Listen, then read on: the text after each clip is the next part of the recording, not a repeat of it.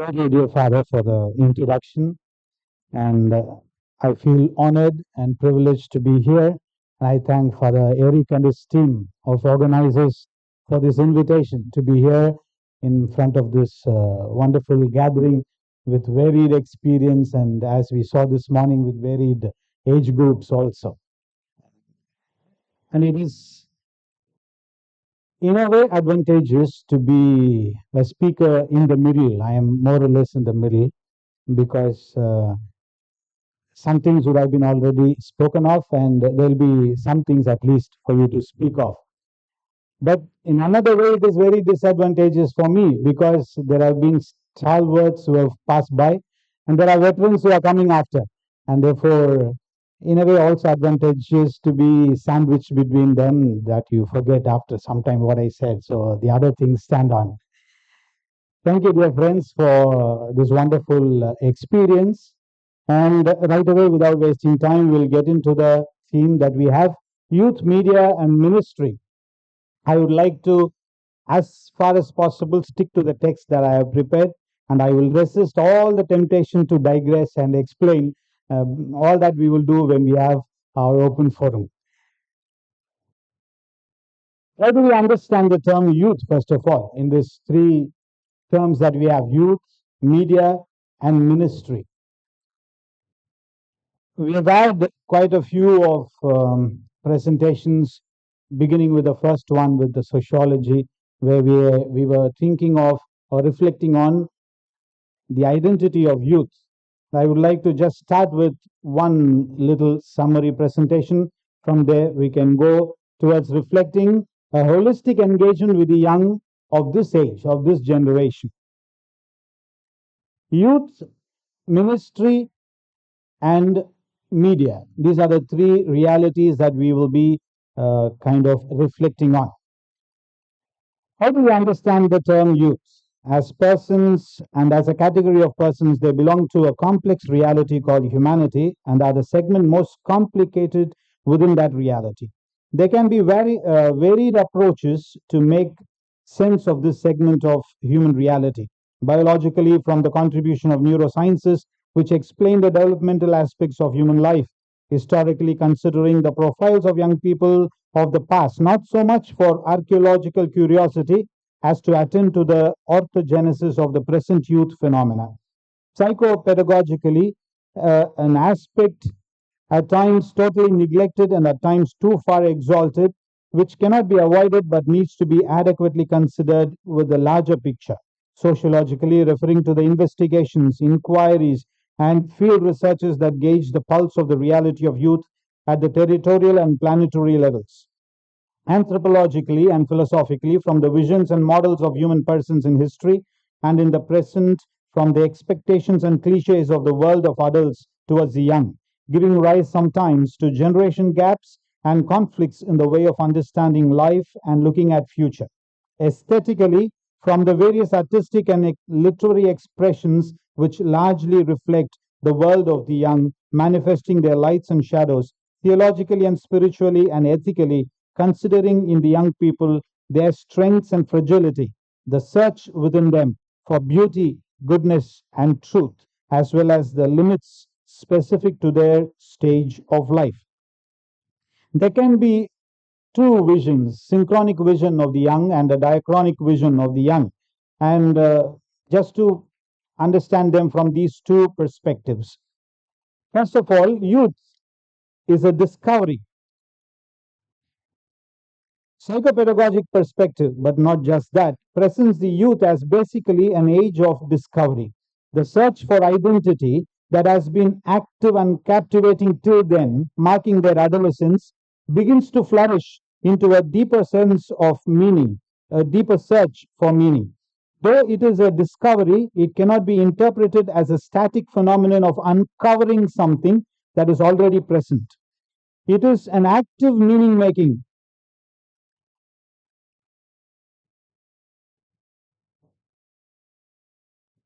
It is an active meaning making, and the more a person progresses in this search and discovery, the more the person creates and makes sense of experiences, giving rise to expressions that manifest what the person has become and is in the process of becoming. These experiences and expressions are what we call their culture, which catches up to become the general culture prevalent in a space and time. Youth is a transition. Psychologically, sociologically, culturally, they are in transition and they mark the transition of humanity at a given point in time. Psychologically, they are considered to be the part of the generation which strives to establish its identity at present and in the meanwhile steadily proceeds towards growing into adults in the sturdiness and astuteness with regard to their striving. It is judged whether the generation exudes competence or remains diffident. Sociologically, they are those who knowingly or otherwise decide what the next few decades of events and experiences going to be. Apart from this multidisciplinary and synchronic approach in interpreting the identity of youth, there is another prevalent perspective that offers us a practical taxonomy to understand the young from the point of view of chronological generations based on the technological progress of the society. This diachronic vision analyzes the young against the background of the historical scenarios through which the technology has developed and progressed. This is a view presented by Don Tapscott, an author in this regard, who says those born in post-World War II period, that is between 46 and 64, we are familiar with this taxonomy, who are identified as baby boomers. Now, those of the following decade, 1965 to 76, who are called the baby busters or the Gen X, the Generation X. And those born between 1977 and 1997, the youngest of whom are still in the prime of their biological youth, whom the social scientists call the millennials, not to undervalue them with such terms such as Gen Y, instead of making them a next generation, giving them a specific name, millennials. And those born from 98 termed Gen Next, and so on. Making this analysis and defining the millennials with another crucial term, the net generation. The net generation, Don Tapscott identifies them as the first generation of young who began to use the internet technology. He observes the following judgments made of them, which could be or need not be true.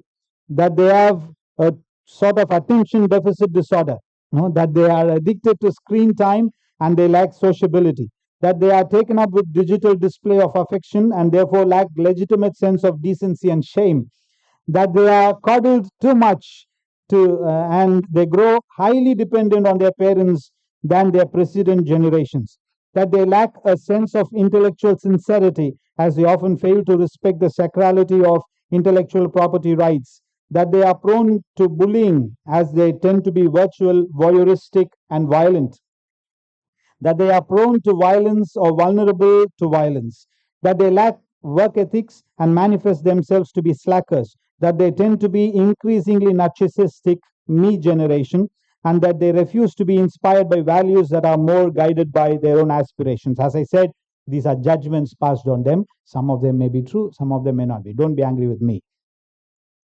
While Tapscott stops with the NetGen in his 2009 publication, in less than half a decade later, Gardner and Davis propounded their theory of the app generation. Speaking of the technology perspective of understanding the young, they raise a pertinent question that makes all the difference. In thinking about identity development of the young, does technology shape the person or does it induce a development from within the person? The former is a behaviorist school of thought, while the latter is that of cognitivists or constructivists. In presenting the app gen, that is the app generation, that deals with the digital applications, the authors identify four perspectives to be considered. technology that offers the fundamental material to build on, information, the data that drives the process, medium or media that serve as a tool, and psychology that brings to light the reasoning behind the choices made. We would return to this discussion at a later stage, but what needs to be highlighted here is the generation of the young that we are concerned with as makers of the culture that prevails. In fact, in cultural parlance, it is of the past to speak of anything specifically called youth culture, because presently it is the so called youth who decide what would be called culture in general. The culture of this age group within humanity is so dominant that it comes to be known as the prevailing culture of the society as a whole. Here, we need to understand that culture is not merely what is stabilized, reified, or rigidly prefixed. It is indubitably volatile, fluid, changing, and evolving. And the cause of this fluidity is generally the upcoming generation of the society, that is, the youth or the young adults. Naturally, a society feels a grave responsibility towards its younger ones in prospects, initiatives towards their upbringing, reserving attention and resources for their well being, thus, in turn, also fending for its own flourishing. Hence, a plan or a project, or at least a social convention on the part of the society for its young, is a natural and indispensable part of any social organization. Undeniably, the young have a great need to be dynamically empowered, critically accompanied, and caringly affirmed in this process of meaning making, search and discovery, experience and expression of themselves. This need to be nurtured could be envisioned as in terms of educating, offering opportunities, empowering, enabling, motivating, and entrusting the young with responsibilities. In short, this means ministering to them and their needs so that the greater social needs can be met with ease. This goes to underline the importance of caring for this segment of the society and humanity for the sake of well being of the entire humanity. Youth, indeed, are the promise of humanity. It is the ruminations of great mystic poet Khalil Gibran on the youth as life's longing for itself describes them as sons and daughters who need to be nurtured for their own sake to begin with and for the sake of the entire humanity. Therefore, youth ministry is prominently an ecclesial term that, that refers to the care of the young within the church. It is all the attention, effort, and initiatives that the believing community invests in bringing up the younger generation, enabling them to live their life to the full, achieve their potentialities, and thus enrich the community. However, this restricted view of the ministry has constantly been challenged by the community itself right through history, insisting on the necessity of broadening our vision to include the vicissitudes of the society and the entire humanity. The significance of the term ministry from its root remains relevant, however, referring to the act or the phenomenon of addressing the specific needs of the young at whatever levels we are concerned with. Now, moving on to youth ministry as some models and methods that we know and have proposed. Youth ministry or youth pastoral is defined classically as the multiform action of ecclesial community for and with the youth, inspired by the Holy Spirit in view of actualizing God's salvation in and through the youth amidst the concrete life situations. It finds its place within the universal pastoral ambit of the ecclesial community and has its specificity the attention to the young and participative empowerment of the young. This definition is from Riccardo Tonelli, about whom yesterday Father Martin was referring to. There is yet another definition, in a way recent, from Christus Vivit, as Pope Francis indicates in his post-synodal exhortation. The ecclesial community as a whole has a responsibility of planning, proposing, executing the project of educating the young and accompanying them in their growth in and through these projects, making them participate fully and responsibly. We can talk of certain Christian models of youth ministry and also Catholic models, because youth ministry is not only a prerogative of the Catholic Church. The other Christian churches too have a strong tradition of youth ministry. They also, to date, attach great importance to it, knowing well how important it is to care for the younger generation towards building up and sustaining the faith community in question. Summarizing the history of Christian youth ministry, Mark Ostreicher observes in his work Youth Ministry 3.0 that we are all in the third wave of youth ministry. The first being one post World War II through the 1960s, and the second one in the 1970s till almost the end of the century. And the new millennium is seeing a new typology of ministry with the millennials and the fast changing generations. It is curious to note that there is already a reference to Generation Alpha, which is after Generation Z, that immediately followed the millennials. Therefore, millennials, Generation Z, and now we have already Generation Alpha. Therefore, they say now the generations are changing every 5 to 6 years, and that's the rapidity with which the generations are changing by now. Let us understand this Youth Ministry 1.0, which could be collocated with the rise of youth culture just after the World War II. For until then, the term or the concept was unheard of. In the 1960s, the youth culture was fighting for its place as a subculture within the culture of humankind. But there were reactions to it. The churches, too, looked at it more as a sin and a shock, and looked to redeeming the youth from the so-called youth culture that was emerging. Therefore, the ministry was predominantly a proclamation, though the youth culture influenced to a great extent the language and the themes of the discourse. It was all about entering the narrow gate, which was the goal of the proclamation-driven youth ministry. We are talking about 1960s. And in the 1970s, we have the period in history which can be called the Youth Ministry 2.0, where the erstwhile sprouting youth culture gained its ground and was felt in place, reified and stabilized as a legitimate expression of the young, and the adult world had to by all means reckon with it, but not without suspicion still.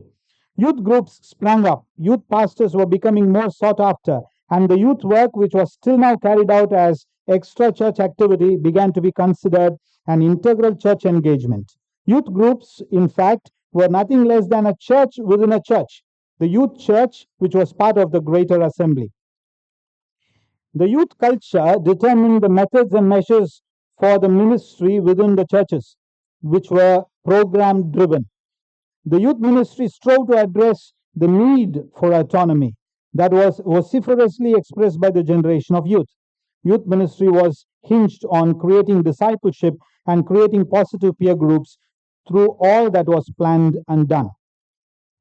The parting commission of the risen Lord, go and make disciples, was the watchword of the program-driven youth ministry. Now coming over to Youth Ministry 3.0, the third wave that refers to the present model in the ongoing millennium, finds itself at a time when the so-called youth culture is the dominant culture. The prevalent culture of the society is actually determined by this phenomenon of youth culture. Indeed, the young determine the trend in music, art, dress, modes of communication, and every other aspects of the day-to-day living.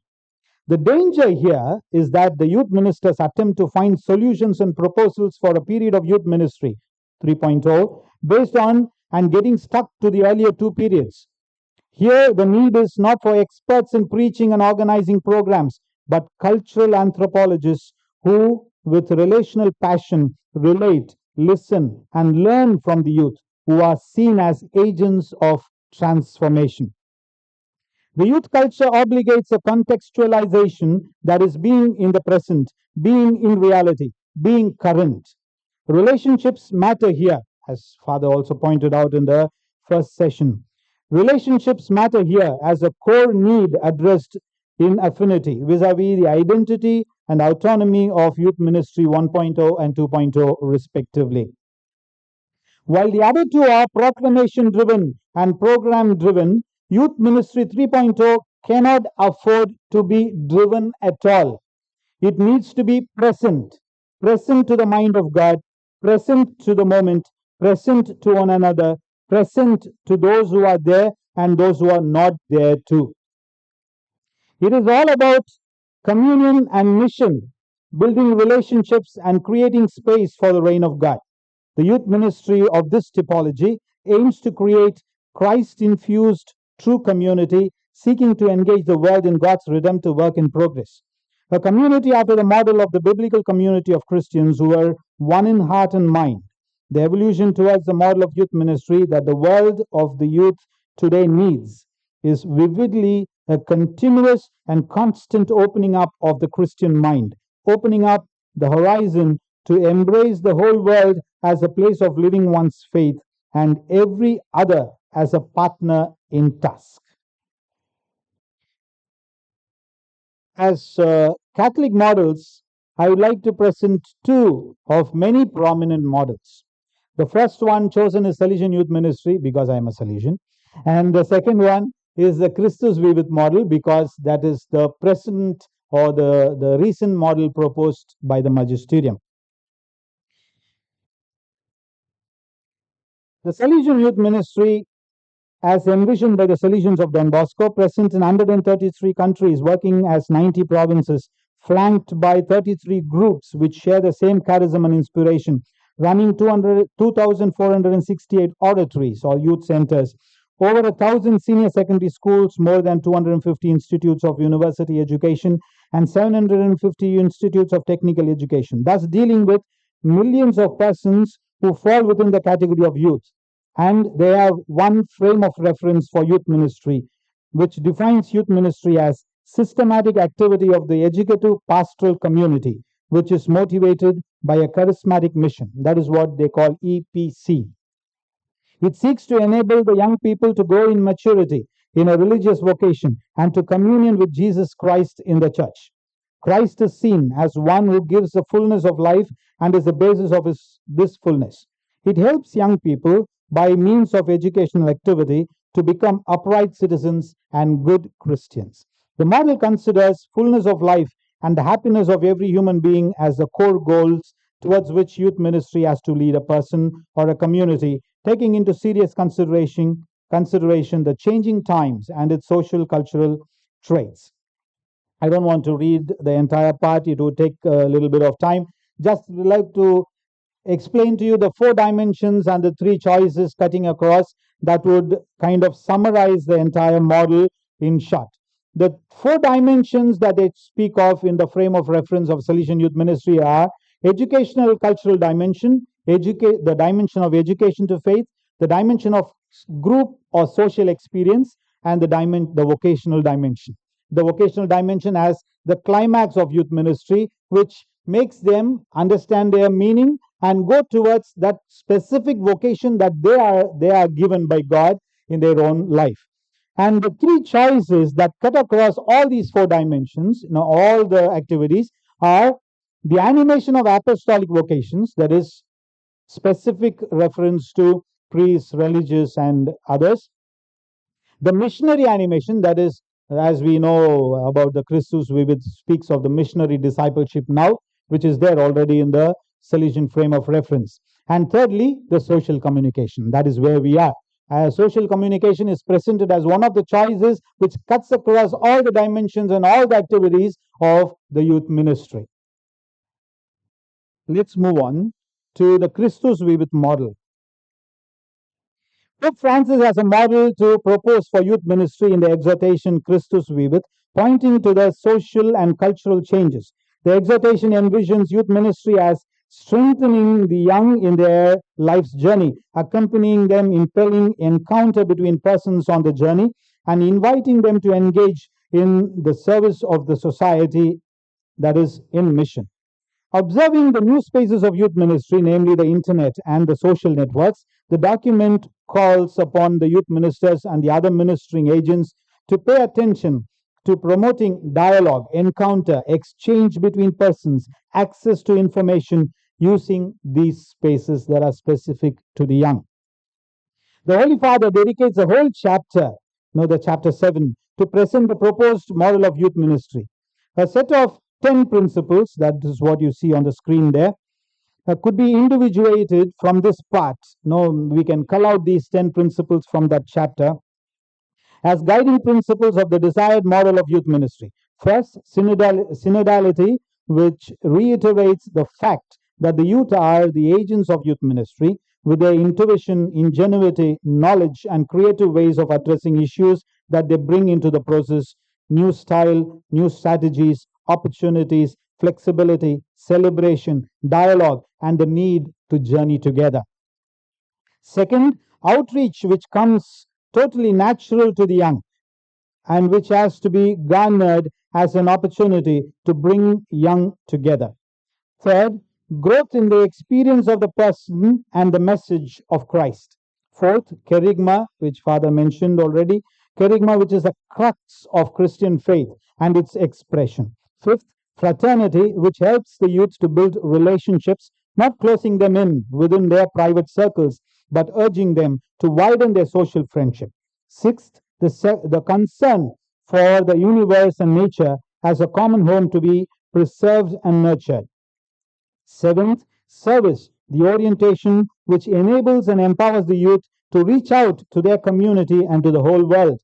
Eighth, universal fraternity, the natural outcome of their preparedness to think of the other and to think in terms of relationship. Ninth, popular youth ministry, which reiterates the flexibility and inclusivity of the youth ministry. And 10th, making missionaries of the youth, a logical outcome of holistic growth and overall maturity. In these principles, as proposed by Christus Vivit, one can notice the importance attached to relationships, interactions, dialogue, fraternity among the young, universal fraternity, and a sense of mission that leads to responsibility for each other and for entire humanity. As a call to renewed youth ministry, Christus Vivit, so to say, highlights the need for Youth Ministry 3.0, that is centered on principles such as youth protagonism, that is interactive and intuitive, interpersonal relationships among the youth and the lead to fraternity, and integral and responsible outreach that build up social friendship. While Christus Vivit speaks of these from a Christian perspective of personal holiness and community vocation, it acknowledges the fact that this cannot be a phenomenon that is purely within the church. It has to necessarily embrace the international community, the whole world, the universe in its entirety. Youth ministry, therefore, cannot be reduced to a paternalizing care of the young within the church, but has to rise up to a challenge the young to go out in order that the dream of a church that goes forth can be realized in and through the youngsters. Especially in the current scenario of the technological communication assisted by globalization, economy governed world order, the complex phenomenon of migration, the craving of the right wing to assert control, the struggle of the common folk to stay afloat, youth ministry cannot remain an internal affair of any single community. Though it begins with caring for the younger generation of a local community, it necessarily has to reach out to the universal community and offer reliable and affordable alternatives to the failing values of the so-called fast-moving world. And now we come to the crux of our presentation, the media. The media in relation to youth and to ministry. We do not undertake here a complete analysis of the communication technology or the development of the world of media. The objective here is to consider certain paradigms and patterns that have to be understood, respected, and taken into consideration when a society or a community of faith wishes to minister to their young. This is for two reasons. One, because They are the youth are at the vanguard of all the change that is brought in by development in time. Secondly, because it is a known fact that the language of communication matters as much as the content of communication. That was, as a simple methodology to treat this section, we shall consider 5 premises. We could agree or disagree with these 5 premises, but we cannot by any means ignore these premises. And that is what I would like to propose to us. The first premise is media is not merely media. Media means something that intermediates. Today, when we talk about media, we are not talking about something that mediates alone. What do we mean? Media is more. We are aware of the etymological sense of the term media, but today it has taken a significance that goes beyond its literal sense. We cannot but remember here the sutra offered by Marshall McLuhan. We know that the medium is the message. That is a book. The Medium is a Message, an inventory of effects in 1967, published by him. Don't think that is a spelling mistake there. It is not. No, that is how the book is titled. We know the fact, or at least some of us will know the fact, that apart from the great insights that McLuhan offered and continues to offer through his prognostic publication, the 4 interpretations of the happy falls. He sent his text for publication, and the publisher sent for the first proofreading, and it came out with the title, "The Medium is the..." Instead of message, it was written massage. When Marshall McLuhan saw that, he said, "Don't change it. Keep it as it is." And even now, the 1967 publication has the same title with the spelling mistake, so-called spelling mistake. No, but that is not true, because he gives 4 different interpretations for that. It is a message, okay, that's one, that is the actual word, and then a massage, also, because it kind of massages you, the entire media kind of massages, gives you a comfortable feeling. And then a mass age, an age which is so mass, you don't understand what you are actually talking of. It is so mass. And then it is a mess age, such a mess that you cannot individuate what is real, what is true, what is not true. These are the 4 interpretations that Marshall McLuhan came out with that happy mistake that we see. Apart from that is what we say. Apart from the message that he had, a strong message in the book, this particular interpretation itself has a great message. This insight was accompanied by a foreboding from him, much before the world began to realize its first implications. Ours is a brand new world of all at oneness, he says. Time has ceased, space has vanished. We now live in a global village, a simultaneous happening. Although there still exists a sense of denial on the part of many societies and social institutions in this regard, there is no escaping from the fact that the media today have grown in their stature, in identifying themselves to the message. And any ideal for every medium is to attain this state of integrity. Now, coming to the way the church and our ministering agencies look at media, it still belongs to the old school of instrumentalization of media. We are still occupied with the questions how to use the media most effectively, while the media has begun to use you and me. The society, the world, and the culture towards creating its own hegemony. How are we going to respond to this situation? Let us not once again make a naive claim to control the media, educate the media, evangelize the media, and so on. What matters here most is to cohabit in the world of media.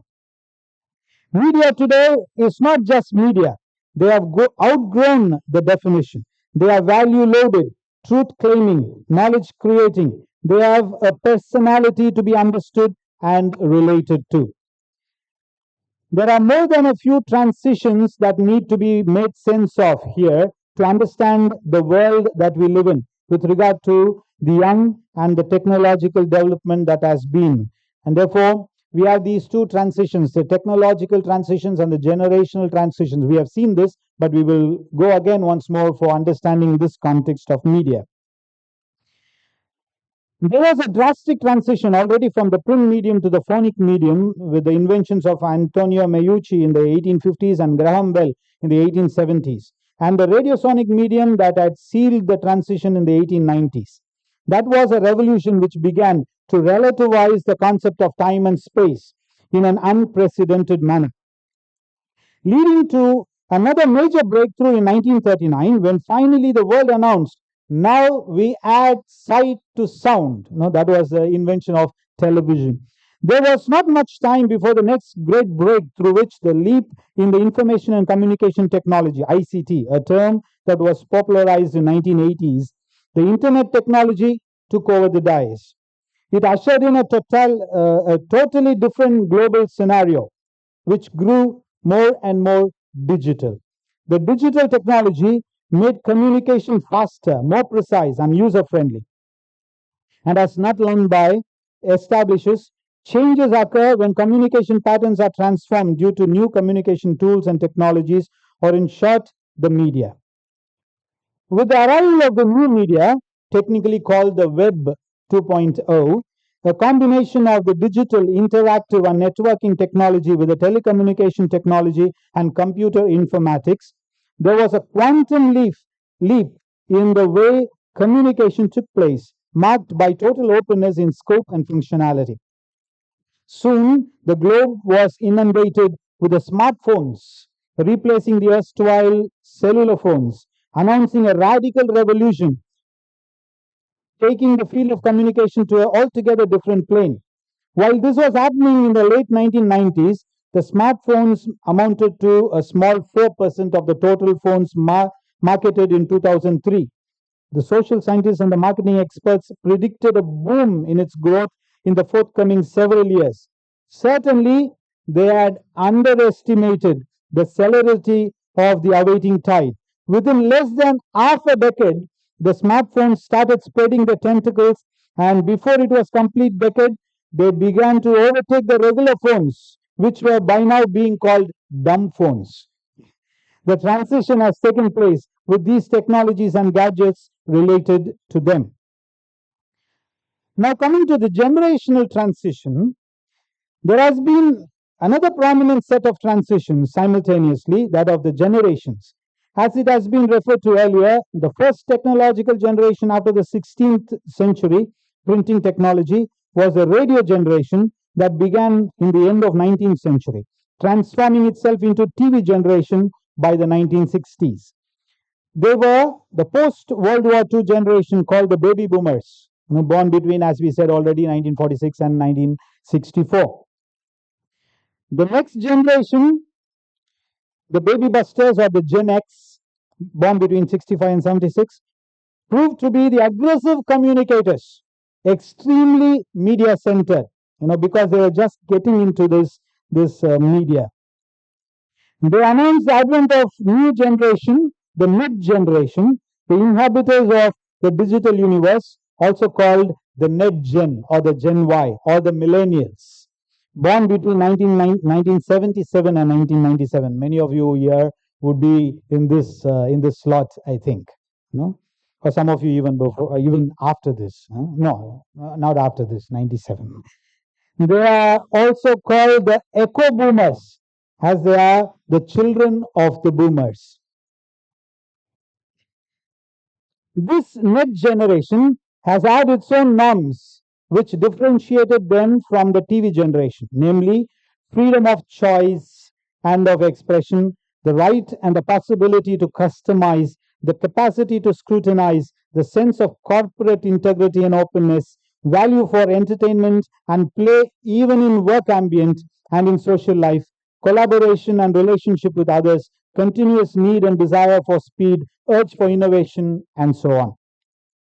The youngest of the Net Genners today are 26 years old, and they are already deep into digital technology, drastically different from their predecessors, the boomers and the busters.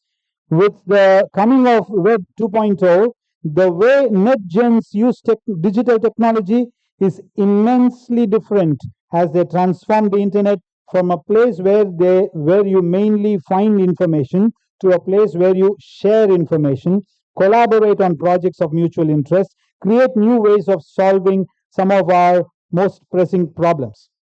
If the net geners have to be taught, the educators need to pay attention to these perspectives. That technology used in the process of education be student focused, customized, and collaborative. That lecturing be dethroned from its absolute sovereignty, that students be empowered to collaborate in the process of learning, that the focus be on the lifelong learning and not for tests and grades, that norms of the net gen be taken seriously, and that the educators reinvent themselves, their own identity in keeping with the times and specific exigencies. The already enumerated norms affect not only the educative ambient but also the workplace accordingly. Authors point to the dividing line between the generations in workplace. Facebook at work, writes one author, Facebook at work is a classic example. The net gen wants to take a digital break. The boomer employers shut them down. Many places in the beginning, Facebook was shut down in the workplaces, but now they have to open it up because they are already in the next generation. Get ready for the generational clash. That's what he says, Tapscott. However, we cannot stop with the net generation because we already have the app generation. This young crop of the present generation is immersed in the applications, the apps. They have come to think of the world as an ensemble of apps, to see their lives as a string of ordered apps, or perhaps in many cases, a single extended cradle to grave app. Whatever human beings might want should be provided by apps. If the desired app doesn't exist, it should be devised right away by someone, perhaps the seeker himself or herself. And if no app can be imagined or devised, then the desire simply does not exist. However, this is not without its complications, as the situation is not as simply positive as it appears. It can become either app enabling or app dependent. However, understanding or analyzing an app takes into consideration four spheres which we already referred to, or perspectives that are essential. The technology, which is the particular type of device that is used; information, that is a specific data that is involved, shared, or sought; medium, that refers to how the information is shared or presented; and the human psychology, that refers to appealing to this use of faculties of sight, audio, touch, the attention capturing techniques, the repeated returns to the app, etc., etc. Here we are, the app generation. Most of us here are the app generation. But certainly, this is not the point of arrival. There is yet another transition that is on, and soon it is going to take us by a storm, if it is not already doing that. And that is the AI generation, the artificial intelligence generation. The AI generation the artificial intelligence is an interdisciplinary field of science and development that is rapidly growing at present. It involves simulation of intelligent behaviors in machines, making them capable of mimicking human behavior and patterns of thinking, comprehending, reasoning, and solving problems, and even the capacity of generating data based on the resources provided. One simple illustration of the AI generation is the enormous and incredible growth of the phenomena such as the Chat GPT, generative pre-trained transformer. That is the meaning of GPT. Now, Chat GPT is a chatbot, a robot which can chat, based on the AI, which was developed by OpenAI, that is the institute that developed it. And this Chat GPT was born in November 22, just an infant, even now.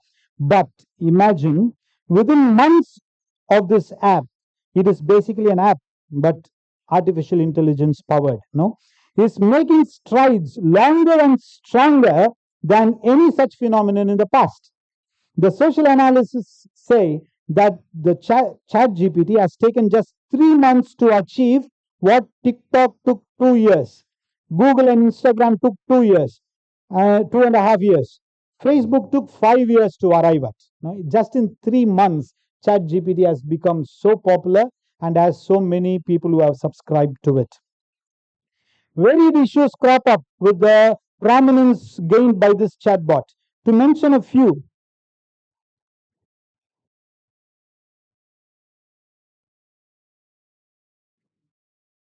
To mention a few of these issues: authorship, copyright, plagiarism, intellectual dishonesty, impersonalization risks, professional fraudulency, exploitation of the vulnerable. These are some of the issues that are involved. But say what we may, artificial intelligence is here to stay. The UN reports officially that there has been a pact signed by 193 world countries on November 25th, 2021, Global Agreement on Ethics of Artificial Intelligence. That shows the urgency of the issue. And not only that, the growth of artificial intelligence research is so frightening that some scientists and research promoters like Stephen Hawking, Elon Musk, and hundreds of others they are said to have signed a pact recently in the last end of last month to pause the research for some time, for a determined period of time, because it is going already out of control. There are apprehensions raised if AI is insidiously making people servile to itself. Here is a list of potential mental illnesses people may develop in the future that are related to artificial intelligence use or effects of artificial intelligence. Artificial intelligence attachment disorder, AIAD, a condition which is an individual, it is a condition that an individual develops unhealthy emotional dependence on AI systems, which spoils a kind of real life relationships. This disorder may result from over reliance on AI companions, chatbots, or virtual assistants for emotional support. The second one, virtual reality depersonalization syndrome, a dissociative disorder in which an individual experiences a persistent feeling of detachment from his or her real life identity due to excessive immersion in virtual environments powered by AI. People with VRDS may struggle to differentiate between the virtual and real life experiences, causing distress and impairing their ability to function in everyday life. Algorithmic anxiety disorder, a form of anxiety triggered by the increasing influence of AI driven algorithms on personal and professional life. Individuals with AAD may experience excessive worry, fear, and even panic in situations where they feel their decisions, behaviors, or preferences are being controlled or manipulated by AI systems, leading to avoidance of technology and potential isolation. AI induced comparison syndrome, a disorder characterized by an individual's persistent and excessive comparison of their achievements, appearance, and social status to those of others based on AI curated content, such as social media feeds or virtual reality simulations. This may lead to feelings of inadequacy, loss of self esteem, and depressive symptoms. Techno-paranoid delusion disorder, a condition in which an individual develops persistent unfounded beliefs that AI systems or devices are monitoring, controlling, conspiring against them. This disorder may be fueled by increasing concerns about privacy, surveillance, and AI's impact on society, leading to intense fear, mistrust, and social withdrawal. Many of us are in this area right now. When you look at these disorders, they look like they are taken from some DSM, books, isn't it? But in fact, they are imaginary, and they are created by AI chatbot. It is the AI chatbot which created these disorders. And it looks so real, isn't it? You believe for a moment that these are real disorders that are there. But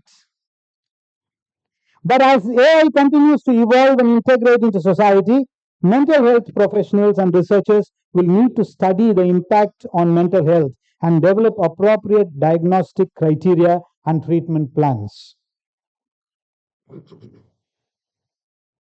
The second premise: media is changing youth. Is media changing youth, or the youth are changing the media? In a way, the generations of the media are changing and evolving as we have just discussed. But in another, the generations are giving rise to the media. The youth, in ushering in the changing and evolving media, celebrating it in their daily practices, give rise to new media in the making. The young are the first ones to get into the new trend, and they make it their lifestyle. They do not mind moving on. While a NetGenner would have remained with his or her email ID for the past 2 decades, for example, me, an AppGenner would have migrated to at least a dozen platforms of their identity and expression, enough to imagine the transitions from Orkut to Facebook to Instagram to TikTok to Reels and to other social media platforms that we see. These are there are three needs or necessities within themselves that the young cater to while inhabiting the world of the apps, and these three areas or needs, three eyes, are important to be reflected upon. They are constantly on the lookout to create and form their own identity. They may the identity formation, they dream of and wish to create their own intimate circles of relationships, intimacy, and they give vent to faculty of creativity and experimentation with an insatiate search for newness and adventure. The youth are constantly changing the media in responding to the needs of identity formation, intimacy, and imagination, and in turn creating for themselves newer possibilities of course, not without problems that tag along with these search that they have. The third premise: the digital natives, are they users, mere users? No, digital natives are not prolific users of media. They are producers of media. One of the crucial demarcation that the app gen or the digital natives have for themselves in comparison to the previous generations is this. In fact, the new gen technology is built on this very promise that it offers space for creativity, improvisation, and protagonism. In fact, comparing to the models of using data available online, the newer models of creating and uploading data by the individual persons is an evolution. The young are prone to create their own stuff that claim, depending, however, on varied degrees of creation. A snapshot posted on Instagram is not an act of creation on par with the paintings of Leonardo da Vinci. This is a critique that some place. However, the possibilities and the initiatives to produce and create have been hyperbolic in the past decade. Paradoxically, some of the opportunities created make the young repeat and recreate more than learn new knowledge or create for themselves new experiences. The very urge to create and produce new data limits them to what exists and gives them to pseudo satisfaction about being creators and producers. Another remarkable growth among the young in this capacity to create can be noticed in the capability of creating apps. The shift from major social media platforms to the local and mid-range platforms created and managed within the particular context is another new phenomenon to be informed about. Although they depend on more global technology created and circulated, the need felt and the effort taken to improvise it is akin to any creation. In an educative process or in the process of ministering to the young, this aspect is one not to be discounted. These characteristics place a dual challenge on the educators of such generation. The first is to acknowledge and appreciate sincerely the capabilities of the present generation with a sense of educability on the part of the educators. And secondly, the need of the educators to transform their pedagogical self-identity from sage on the stage to a guide on the side. In the keynote address, Bishop referred to this phrase, which is an in thing in the pedagogy with regard to media. Now, coming to the fourth premise, that the youth inhabit the digital world, an age of endless transition. The digital natives, as we call them, are those who didn't have to relearn anything to live their life of digital immersion. They learned digitally the first time around. They only know a world that is digital. Instead of thinking of their digital identity and their real space identity as separate things, they have just one identity with representations in two or three or more spheres. They have created a 24/7 network that blends the human with technological to a degree that people have never before experienced. And it is transforming human relationships in fundamental ways. Even as they sleep, connections are being made online in the background. And they wake up, they find new connections every day. This is an age of transition in every sense of the term. There is a transition of the very conception of the world and its constitution. The virtual, which was once used in the sense of imaginary, is today in vogue, synonymous to alternative. 10 friends of an extinct age who were gradually converted to online friends are now friends without any adjective, just friends next door. There is a transition of time, space, geography, sociology, as the virtual world and the metaverse are stepping in to make the world of the young totally new and eventful. There is already the speech or the discussion about this is the fifth premise that we have the meta church, from the mega church to the meta church. That is a book published in 2021 recently, where there is the post-pandemic conception of religiosity. Coming closer home, the effects of these changes on the religious sphere is very proliferous, as we may imagine. The call is not to be cautious, but to acknowledge, update, and inhabit the change. Presenting the move towards a meta church, Dave Adamson interprets it as a need to dig new wells, as Isaac, the biblical patriarch, had to do in the face of difficulty and hurdles. That's a parable that he gives of Isaac in the book of Genesis. Pastor Dave Adamson, who explains this necessary transition from mega church to a meta church. At times, in his book and in general in this type of proposal, this takes a traditional instrumentalist approach of using the digital platform to market the spiritual services. Even as we take that call seriously to beware the transition, we are challenged as a church and as those who wish to minister to the new generation of the community of faith. Heidi Campbell, already spoke, in the 1990s about the digital religion. She, with a path-breaking reflections with a team of other independent thinkers, has presented a comprehensive analysis and interpretation of the digital religion that is on the rise. Indeed, the two publications, the latter one was revised and updated of the former version, give us a clue to understand this shift already in their titles. We'll just see the two titles. The first publication was in 2013, titled Digital Religion, Understanding Religious Practice in New Media Worlds. This was a fruit of 10 years of research that the team did, which was published in 2013.